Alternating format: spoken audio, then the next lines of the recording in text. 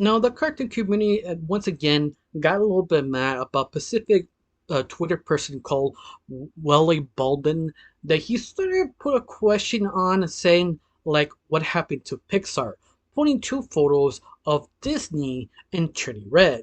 And the cartoon community were kind of pissed off, disagreeing with them, and why are you doing this? Because at the very end, this question is just super kind of vague.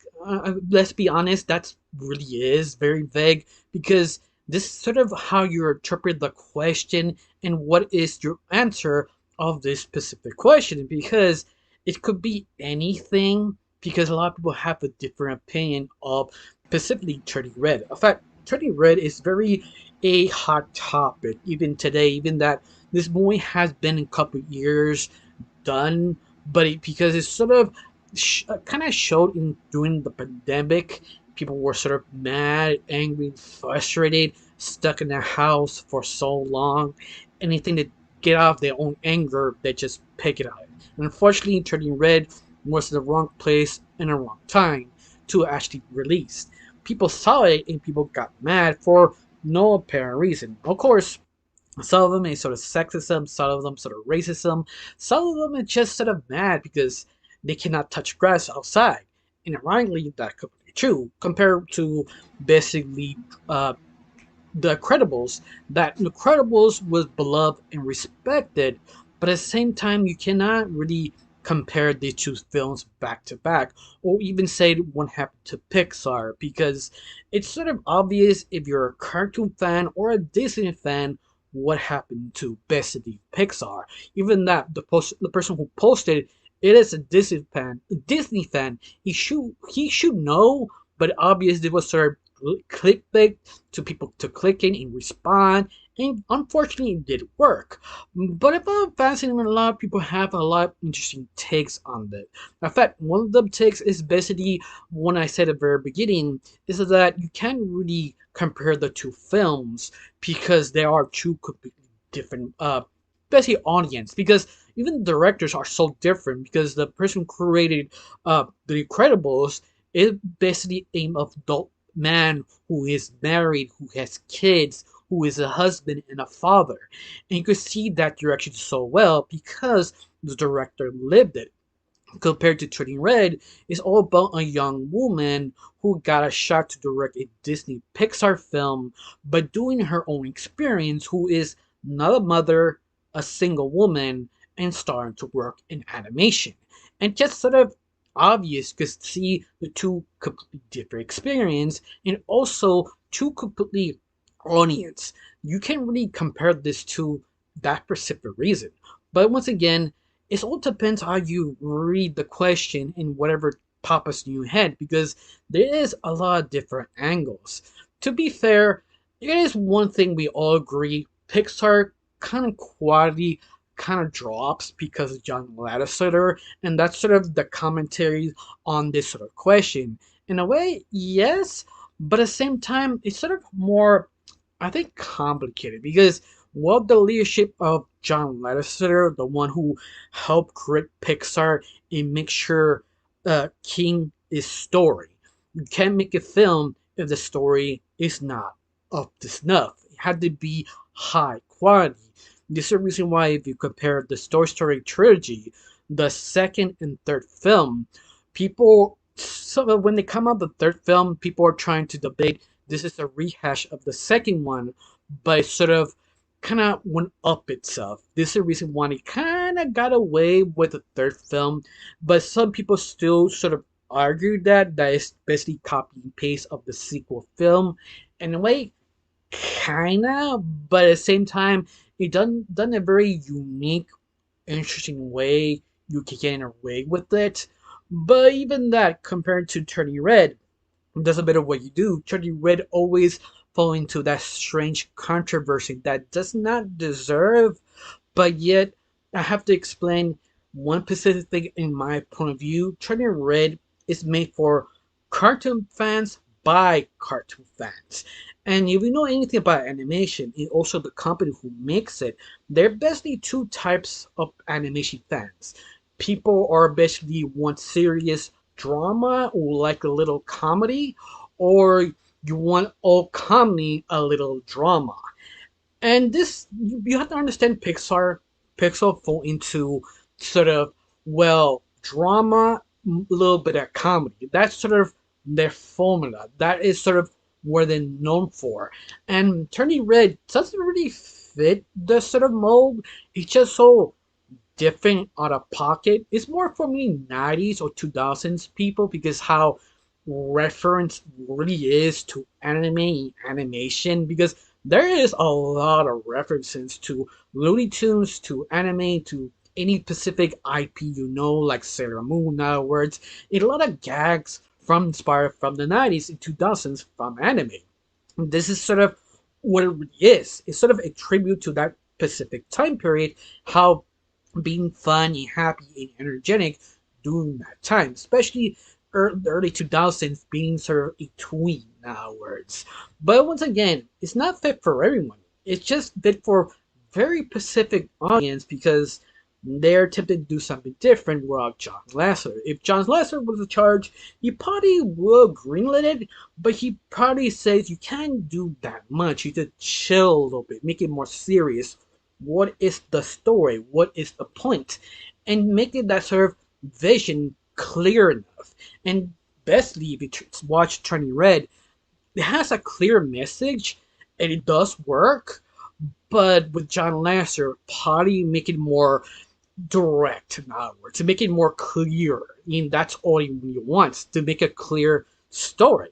And once again, while John Lasseter and also the sort of following of that, it really shows you how direction sort of lost, but yet you can't really point these two projects together because, let's face it, I have explained it again and again. There are two completely stories, not the same audience, but completely different. But yet you do understand what maybe the audience expect from Pixar, but didn't expect to get this one because it was going in a completely different direction. Of course, before I continue on, my name is Rachel. I like to talk about animation, not just animation reviews, first impressions, cartoon theories, and sometimes, if I have some spare time, cartoon breaking news. Of course, you like how it's going, like to help my channel, put a like, comment, and subscribe. That's the only thing you need to do. If not, that's fine. If you do, thank you. Because of you, I'm getting close to my main goal of 2,000 subscribers. And yes, I'm getting close every single day because people like you. People like, comment, and subscribe. Thanks. Now, let's get started. Now, the guy trying to defend his own opinion, and that's okay. Do you think what you think? That's what you want to think. But he does post something about how the last 5 years sort of was a little bit in decline of Pixar's sort of storytelling. Of course, I tell you before, well, John Lasseter, the one who kind of set the standard of the films, that he left. But the only problem is people like to put on Turning Red is the one who sour Pixar sort of storytelling, that originality, that sort of edge. In a way, not really. It's not Turning Red is the one who kind of soured the films or the idea of Pixar, what type of story they actually could do. Actually, it all started with Onward. Onward is sort of the point that declined the film animation interesting from Pixar because Onward sort of almost got forgotten how many people hated that film. A lot of people tempted to defend it because it has a good ending. And you have to admit that it was a good ending. The only problem is everything else is kind of crappy. I mean, it's one of those they really rely on the star actors who actually put in that specific film that you realize both actors wasn't really perfect for that film. Even the guy who played Spider-Man, who played the main lead of that one, he wasn't the right actor for it because he just played the same kind of character as Peter Parker. And I think this is the problem because they just didn't know what to do with that character. They don't want to go with it. But the only problem is it just wasn't well put together. There's a lot of questions you kind of wondering why the lore is just super on and off.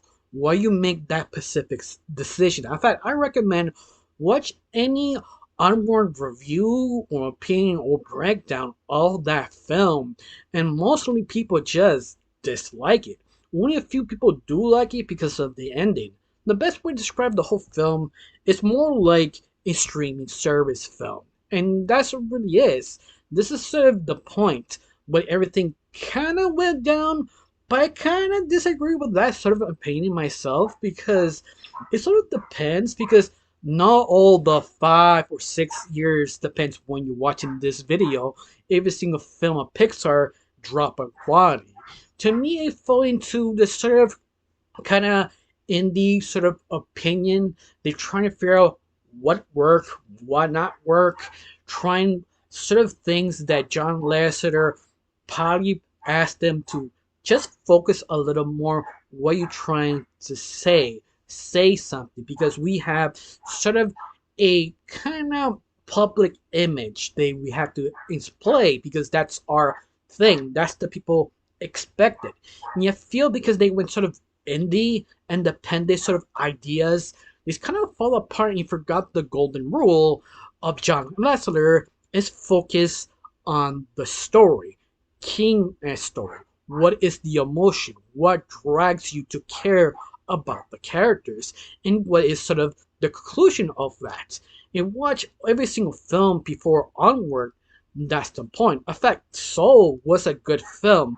They actually focus on that. That was a really good film, but because of Onward and the incident of Turning Red was released in the wrong moment in the wrong time, it kind of got a lot of people bad taste and completely different opinion of Pixar. And that's sort of the issue. A lot of people blame Turning Red, but at the very end, Turning Red is not a bad film. It's that it's only made for cartoon fans by cartoon fans and a Pacific young audience or 90s and 20 kids who were born that Pacific age. It's not a terrible film. Even that the people who complaining are not the same people who care about Pixar or they very what's the best way to describe it? Closed off. I think the best way to describe it because the people are easily pissed off for something they show like May drawing her love interest in a drawing and how dare you how a child over sexualize something like you've never been a teenager and second of all I've seen that scene hundreds of times. It just sort of kind of nothing in other words. It's really just wholesome and not like perverted or weird. The fact all the hot takes they have of turning red, it really explains what type of person you really are. Because in the very end, the whole film is still PG, even though it's sort of yeah, it's like a metaphor of women's turning red. That turn sort of that day of the month situation. Even that they don't really fully commit. They do, but they do it in very clever, fun ways that you don't need to ask questions. If you get it, you don't. If you just sort of blind, you still enjoy it because at the very end, the whole point of the film is sort of a little bit of womanhood, but at the same time, trauma about all the family members passing on trauma with others, and etc. It has a lot of things going for it.